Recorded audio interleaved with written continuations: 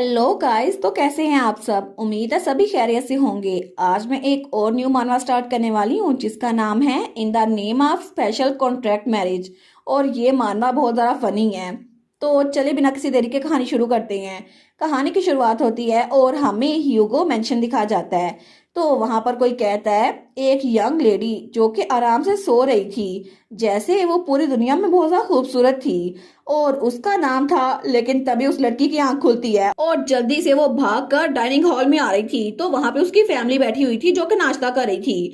तो जल्दी से वो लड़की आती है, दरवाजा खोलती है, वो कहती है क्या मुझे सबकी अटेंशन मिलेगी प्लीज।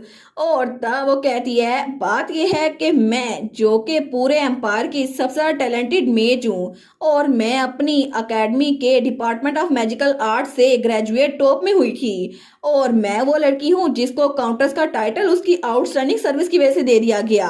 मैं हूँ यंग लेडी जिसने पर्सनल एसेट्स को 3 बिलियन गोल्ड पीसेस में बांट के रखा हुआ है। मैं तो बहुत ही ज्यादा औसम हूँ क्योंकि मैं नेक्स्ट मैजिक टावर की हेड बनने वाली हूँ। लेकिन मैं इकलौती अरासीला ह्यूगो, मैं शादी करने वाली हूँ। ऑफ कोर्स मेरा हस्बैंड कैप्टन वेंडमीर होगा। लेकिन उसकी बात सुनकर उसकी फैमिली के तो होश उड़ गए थे। उसकी मॉम के हाथ से चाय नीचे गिर जाती है और उसका डैड और उसकी बहन भी बहुत ज्यादा शौक थे। और तब हमें बताया जाता है अरासीला ह्यूगो जिसने ये न्यूज अपनी फैमिली के साथ शेयर की थी। असल में वो बहुत ही ज्यादा टैलेंटेड लेकिन बहुत ही ज्यादा बदनाम मेज थी पूरे एम्पायर में, क्योंकि वो तो अपने आप को कुछ ज्यादा ही अच्छी समझती थी और किसी को अपने काबिल नहीं समझती थी। लेकिन 3 साल पहले ही उसने उस टेबल पे बैठ के सबके सामने कहा था मुझे शादी वादी नहीं करनी, मैं तो पूरी जिंदगी मैजिक टावर में गुजारूंगी और कोई भी मुझे कन्विंस नहीं कर पाएगा। लेकिन उसकी ये बात सुनकर 3 साल पहले उसकी मॉम को तो चक्कर आ रहे थे और उसकी बहन भी परेशान हो गई थी। लेकिन हर कोई ये बात जानता था कि उसे शादी नहीं करनी।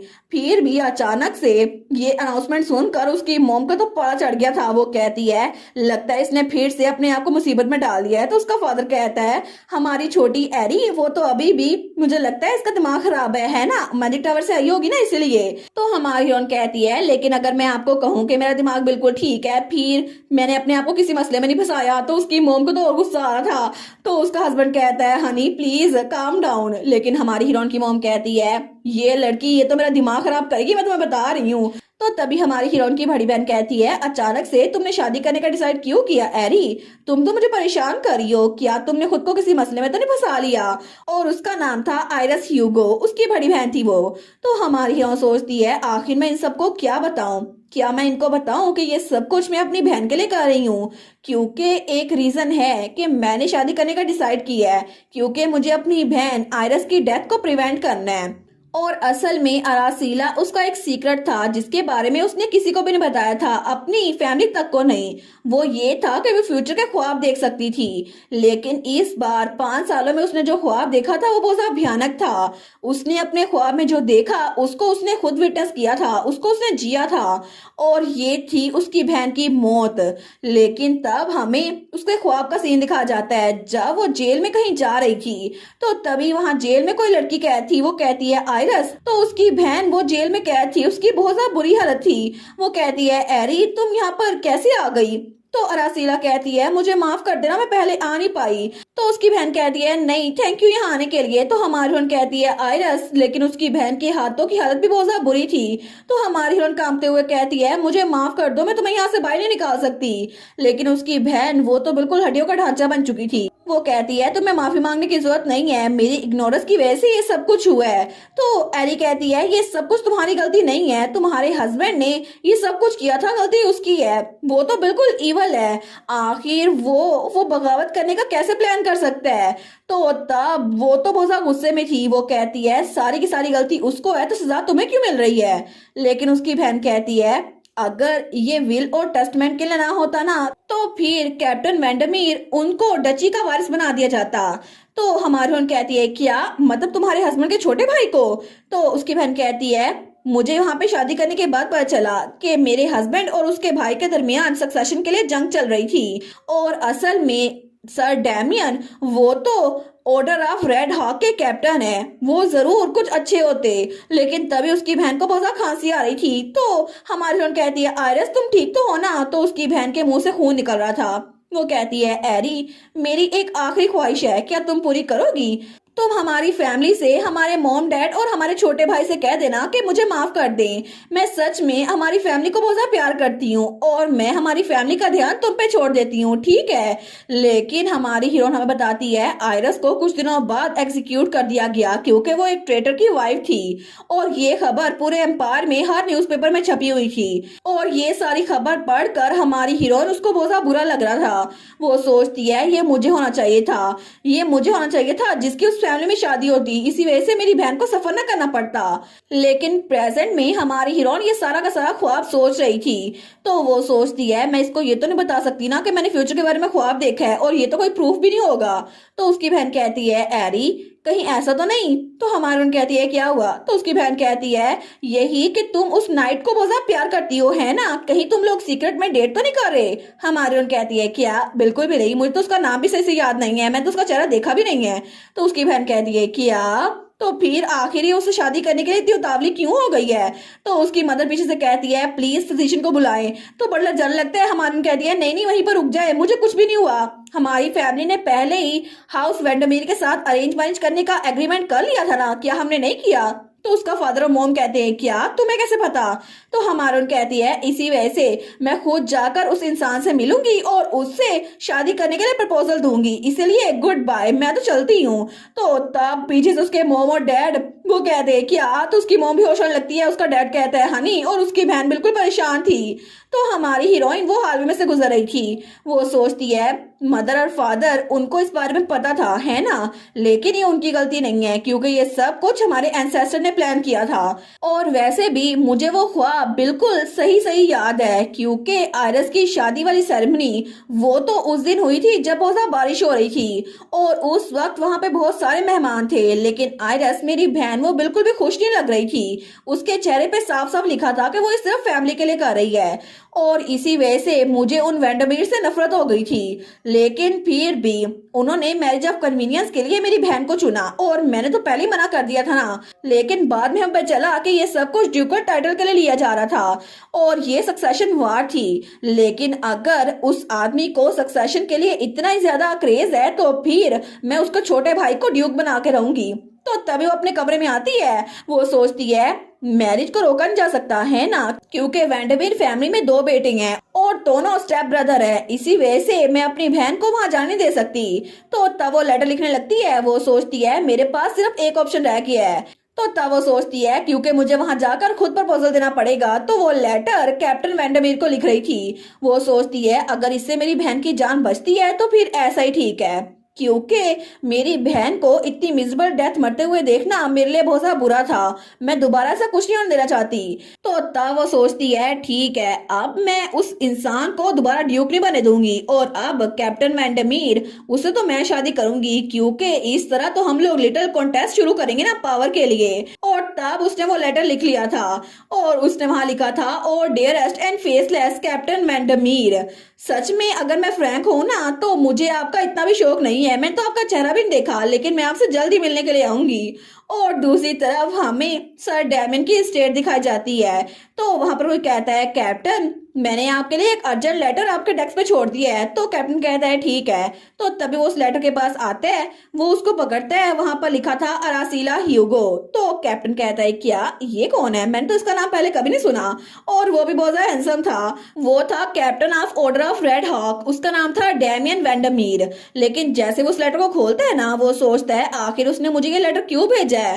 तो जब उस लेटर को पढ़ा था वहां लिखा था डियर कैप्टन वेंडमीर, मुझे पता है कि हम लोग पहले कभी नहीं मिले लेकिन हमें जल्दी मिलना होगा क्योंकि हम दोनों की शादी होने वाली है और सेरेमनी से पहले हमारा मिलना बनता है ना। वैसे भी मुझे आपसे कुछ डिस्कस करना है लेकिन टू बी फ्रैंक मुझे आपका इतना शौक नहीं है, फिर भी आपसे जल्दी मिलने के लिए आऊंगी। अरासीला ह्यूगो डॉटर ऑफ मार्क्वस ह्यूगो।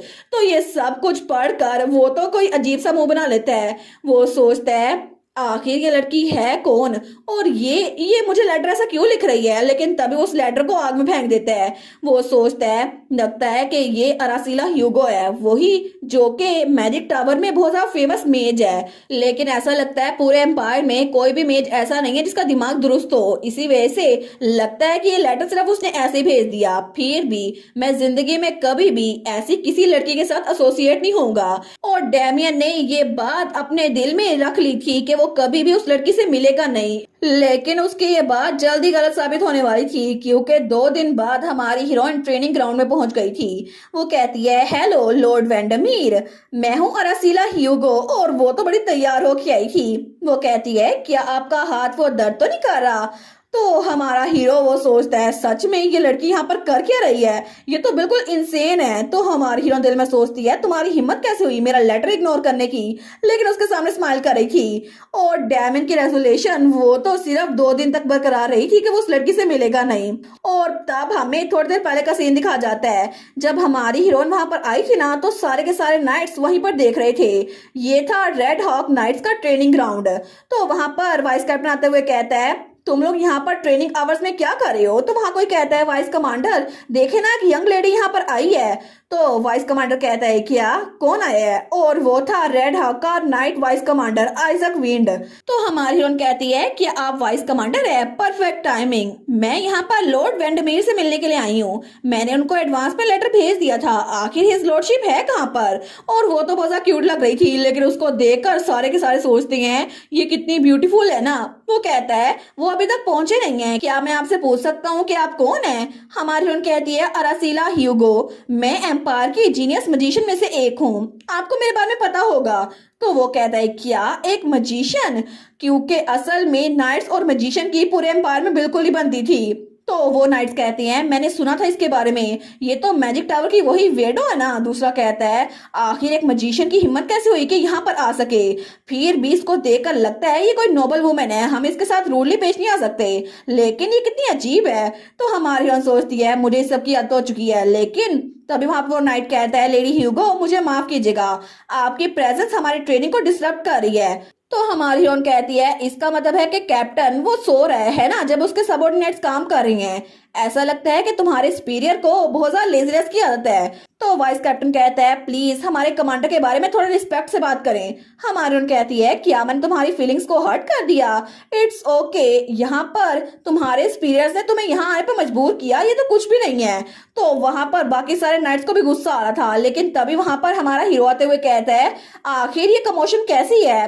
तो वाइस कैप्टन कहता है, कमांडर। बाकी सारे भी उसके सामने झुकते हैं। वो कहते हैं, आप पहुंच गए सर। तो तब वहां पर वो बिल्कुल तैयार हो गया था कैप्टन के कपड़ों में, और वो तो बड़ा हैंडसम लग रहा था। तो हमारी उन कहती है, हेलो लॉर्ड वेंडमीर, मैं हूँ अरासीला ह्यूगो। तो मैं आपसे पूछने के लिए आई थी, क्या आपका हाथ दर्द तो नहीं कर रहा? आपने रिप्लाई नहीं लिखा ना, इसी वजह से मैं यहाँ पर खुद आ गई। तो तब वो कहता है, ग्रीटिंग्स लेडी ह्यूगो, मैं हूँ डेमियन वेंडमीर, मुझे बिल्कुल भी चोट नहीं लगी। तो वो कहती है, अच्छा, लेकिन फिर भी आपने मुझे रिप्लाई नहीं लिखा, क्या आपने मेरा लेटर फाड़ के फेंक दिया था? तो तब उसको तो बड़ा गुस्सा आता था। वो कहता है, आइजक। तो वाइस कमांडर कहता है, जी कैप्टन। तो कैप्टन कहता है, तुम सारे के सारे ट्रेनिंग में पीछे हो, पूरे ग्राउंड के 50 लैप्स लगाओ। वो कहता है, जी मुझे माफ कीजिएगा सर, और उसके बाद सारे ट्रेनिंग करने चले गए थे। तो हमारा हीरो कहता है, लेडी प्लीज मेरे ऑफिस में मेरे पीछे आए। वो कहती है, जी जरूर। लेकिन हमारी हीरो हमें बताती है, सबकी नजर में ऐसा लगता होगा हम पहली बार मिले हैं, लेकिन मैं तो इसको देखकर बता सकती हूँ कि मुझे ये इंसान बिल्कुल नहीं पसंद, ये इतना एरोगेंट एक्ट क्यों कर रहा है। तो हमारा हीरो भी सोचता है, आखिर कितनी अजीब सी लड़की है ना, यहाँ पर क्या करने आ गई है। और थोड़ी देर बाद वो लोग ऑफिस में बैठ गए थे। तो हमारा हीरो कहता है, मुझे माफ कीजिएगा, मैंने आपके लेटर को रिस्पॉन्ड नहीं किया, मैं बहुत ज्यादा बिजी था और भूल गया। तो हमारी हीरोइन कहती है, अच्छा, मुझे लगता है आपकी मेमोरी बहुत ज्यादा वीक है। वो कहता है, लेकिन आप यहाँ पर आई गई हैं, फिर भी मैं आपसे कहूंगा कि घर वापस चली जाएं। मेरी कोई इंटेंशन नहीं है कि मैं आपसे शादी करूं माय लेडी। तो हमारी हीरोइन कहती है, क्या आपको पता है कि हमारी फैमिलीज के दरमियान अरेंज मैरिज की बात पहली हो चुकी है? वो कहता है, मैं इस बार में पहली बार सुन रहा हूँ। हमारी हीरोइन कहती है, मुझे भी पहली बार ही पता चला है, लेकिन फिर भी अगर हम ये अरेंजमेंट बना ही चुके हैं तो हमें शादी कर लेनी चाहिए। वो कहता है, बिल्कुल भी नहीं, मैं इस बात से मना करता हूँ, मुझे आपसे शादी नहीं करनी। हमारी कहती है, ये कुछ ऐसा नहीं है जो तुम ऐसे डिसाइड कर सकते हो, मेरी बात मान लो, लेकिन मुझे ये बताओ तुम मना क्यों कर रहे हो? मैं पूरे एम्पायर की फर्स्ट क्लास मेरिट में हूँ, जो कि लास्ट विंटर में उस ड्रैगन को मार के आई थी। और तुम्हें पता है मैं कितना खूबसूरत हूँ, और मैं तो टावर मास्टर बनने के लिए न्यू कैंडिडेट भी हूँ। तुम्हें मेरी खूबियां नजर नहीं आ रही? लेकिन डैमियन ने तो मुंह बनाया हुआ था। वो कहती है, उसके अलावा तुम अपने भाई को पीछे धकेल कर डची को हासिल कर सकते हो, है ना? वो सोचता है, क्या इस औरत को इसके बारे में कैसे पता? हमारी उन कहती है, मैं तुम्हारी हेल्प कर सकती हूँ। तो वो कहता है, लेडी अरासीला ह्यूगो, तो इसका मतलब है ये आप थी? इसका मतलब है वही मजिशियन जिसने हमारे नाइट्स के अचीवमेंट को अपने नाम करवा लिया पिछली बार मौसम सब्जुगेशन में, तो वो आप ही थी। हमारी कहती है क्या? वो कहती है 1 मिनट, तुम्हारा कहने का मतलब है कि तुम लोगों ने जो 1-2 वार किए थे तो मैं सारा क्रेडिट तुम लोग को दे देती? तुम लोगों ने समझ कर रखा है मुझे? तो वो कहता है आपने बस 2-3 वार किए थे, हमारे नाइट से सारी मेहनत की थी। तो हमारी कहती है तुम क्या बोल रहे हो? और तब तो दोनों को बड़ा गुस्सा आ रहा था। हमारी हीरोइन कहती है क्या नाइट को ग्रेटिट्यूड की समझ नहीं आती? तुम लोग को थैंक यू बोलना चाहिए था, अगर मैं ना होती तुम लोग मर चुके होते। वो कहता है कितना अम्यूजिंग लग रहा है ना ये सोचकर कि एक मैजिशियन जो अपनी इमोशन को कंट्रोल नहीं कर सकता वो मुझसे मिलने के लिए आया है। तो हमारी हीरोइन और हीरो दोनों एक दूसरे को घूरते देखते हैं और दोनों ही एक दूसरे को बर्दाश्त नहीं कर पा रहे थे। लेकिन तभी दरवाजा खुलता है और वहां पे उसकी मेड आती है। वो कहती है मिस प्लीज काम डाउन। तो वो जल्दी से आके रसीला का बाजू पकड़ लेती है। वो कहती है आपने प्रॉमिस किया था ना आप लोगों को नहीं मारेंगी। और उसका नाम था ऑड्री, हमारी अरासीला की पर्सनल मेड। तो अरासीला कहती है मैंने कहा था लेकिन फिर भी मुझे लगता है मुझे इस नाइट को थोड़ा सबक सिखाना चाहिए। इसको क्या लगता है मुझसे कैसे बात कर रहा है? तो उसकी मेड कहती है आप उसको बाद में सबक सिखा सकती है ना। लेकिन तभी डायमंड कहता है एक मेड वो अपनी मिस्ट्रेस के अफेयर में इंटरफेयर कर रही है। तो हमारी उन कहती है मेड किसको बोला, मेरी दोस्त है वो, तमीज से बात करो। लेकिन तभी वो अपनी अम्ब्रेला पकड़ती है। वो कहती है तुम्हें रेग्रेट होगा मुझसे ऐसे बिहेव करने में, ये मेरी वॉन्ड है जिसकी वजह से मैं तुम्हें मैजिक कर सकती हूँ। तो कैप्टन कहता है माय लेडी मुझे लगता है आपको यहाँ से चले जाना चाहिए, वैसे भी मेरा आपसे कोई ताल्लुक नहीं है, मेरी फैमिली के मैटर्स मैं खुद सुलझा लूंगा, मुझे आपकी हेल्प नहीं चाहिए। हमारी उन कहती है नहीं तुम्हें मेरी हेल्प चाहिए होगी क्योंकि तुम्हारे सक्सेशन की राइट्स वो अरेंज मैरिज पे डिपेंड करते हैं। तो कैप्टन कहता है क्या? हमारी हीरोइन कहती है तुम्हारे ग्रैंडफादर ने एक विल छोड़ी थी, उसमें लिखा था कि तुम लोगों में से जो ग्रैंडसन ह्यूगो की ग्रैंड डॉटर से शादी करेगा सिर्फ उसी को डची मिलेगी। तो कैप्टन कहता है ये तो बिल्कुल झूठ है, मैंने इसके बारे में पहले कभी नहीं सुना। हमारी हीरोइन कहती है ये प्रॉमिस हमारे एंसेस्टर के दरमियान हो चुका था तो तुम्हें इसको देखना चाहिए। मैंने जो कहना था मैंने वो कह दिया, अब चॉइस तुम्हारी है, चल चलते हैं ऑड्री। तो उसकी मेट कहती है जी माय लेडी। तो तब वो लोग वहां से निकल गए थे लेकिन कैप्टन वहीं पर बैठा रह गया था। वो सोचता है मेरे ग्रैंडपा ने पॉलिटिकल मैरिज की शर्त रखी थी सक्सेशन के लिए, लेकिन अगर ये सच है भी फिर भी मैं उस पागल लड़की से शादी बिल्कुल नहीं करूंगा। और वैसे भी मुझे लगता है कि मुझे जरा उस विल को देखना पड़ेगा, आखिर उसमें ये रूल ऐड ही क्यों हुआ है। लेकिन तब हमारी हीरोइन भी बाहर निकल रही थी। वो सोचती है अभी इसने मेरे साथ इतनी बदतमीजी की है ना, बाद में खुद मेरे पास आएगा माफी मांगने के लिए, क्योंकि बिना मैरिज के इसको सक्सेशन मिल नहीं सकती। इसी वजह से ड्यूक बनने के लिए इसको मेरे पीछे आना ही पड़ेगा। अब देखना यह है कि तुम्हारी अकड़ कैसे टूटती है। तुम नाइट के कैप्टन, तुम मेजेस को कुछ ही समझते, लेकिन अब तुम्हें एक मेज से माफी मांगनी पड़ेगी क्योंकि मैं ऐसे तो तुम्हारी बात नहीं मानने वाली। और ये दोनों तो एक से बढ़कर एक थे, दोनों एक दूसरे की बात मानने पे राजी नहीं थे। ये तो सच में एनिमीज टू लवर्स होगी और ये तो एक दूसरे के जानी दुश्मन है। लेकिन अब देखना होगा कि स्टोरी आगे कैसे चलती है। तो आप लोग बताइएगा कि आप लोग को पार्ट 1 कैसा लगा और ये कहानी मुझे कंटिन्यू करनी चाहिए या फिर नहीं। मजीद वीडियोस देखने के लिए मेरे चैनल को सब्सक्राइब कर लें और वीडियोस को लाइक कर दें। Thank you so much for watching my videos and take care, bye bye.